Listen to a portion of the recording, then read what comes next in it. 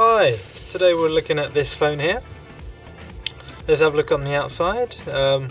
We've got a nice big touchscreen there. On the side we've got a volume rocker, and we've got the USB charging port here for data transfer and charging. On the bottom, nothing much. On here we've got the camera button, and I think that's a lock button. And on here, in the top that is, we've got the headphone jack, and I think that's another sort of Nokia charging port, so if you do lose your cable, this is a backup charging solution. So that's that. Okay, let's show you how you put the battery and the SIMs in.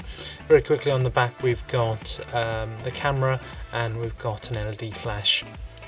Okay, so just slide it off there, and then put the SIMs in either side. Very easy. And then we also can put a micro SD just on top of there. Pop the battery in, put the back on, and let's turn it on.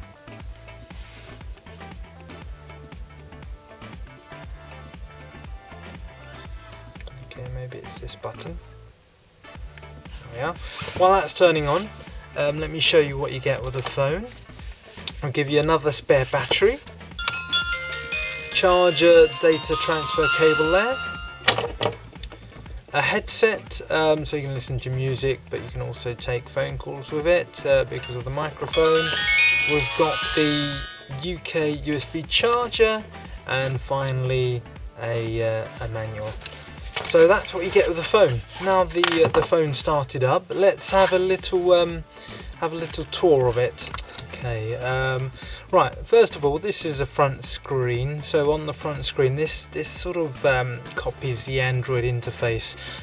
So we have 3 screens on here. So on the left hand side I've got a music widget here, that's the main screen with the icons, and the other side I've got a calendar. Now there's some icons on the front here, the Opera browser, wireless, TV and text messaging, and down here we've got to open up the applications, the phone, and I think that's the last calls. Now let's open up the applications. This is a 3.5 inch resistive screen, so you do need to put a little bit of pressure to make it work, but it is usable.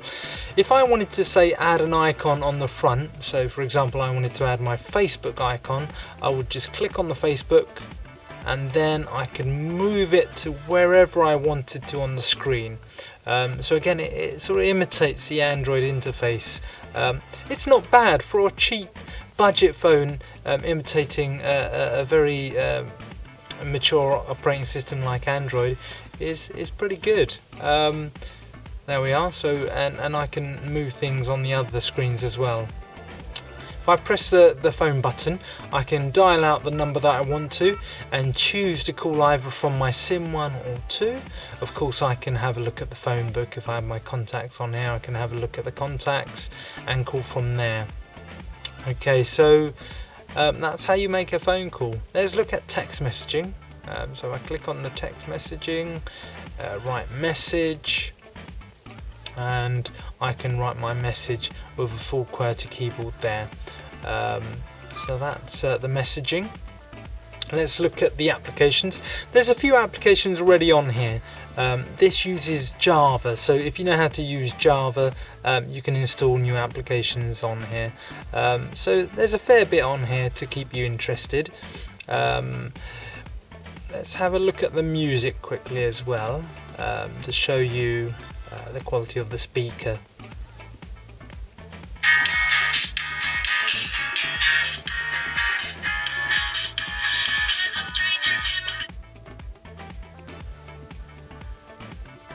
Greetings, loved ones.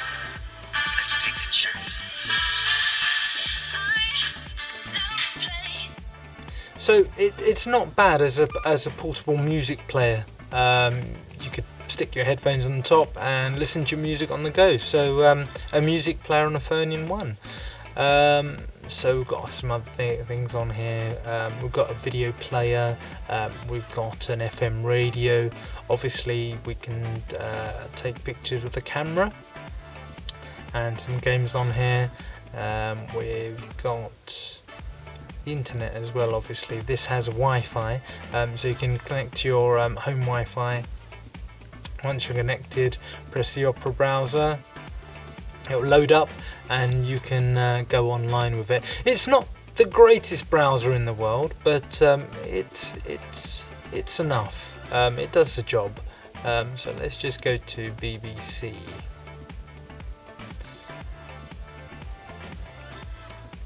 Okay, so there we have it. There's the BBC website all loaded up. It's asking me to update the browser, which I'll do later. So it is completely possible to browse the internet with this. Bit tricky, but it can be done. So at least you know it can be done. Right, so there you have it. There's the phone. It's a great looking phone. It's very light. It's got enough applications to keep you interested. It's got a camera to take the odd phone call, the odd picture. Most importantly, it's dual SIM. So if you need to have two phones or two numbers, this will do the job. It's light. It's well built. It's got a nice 3.5-inch screen. It's inexpensive, so if you lose it, it's not going to be the end of the world. So if you're in the market for a phone like this, do buy one, because I don't think they'll last very long at this price. Thanks very much for watching our video.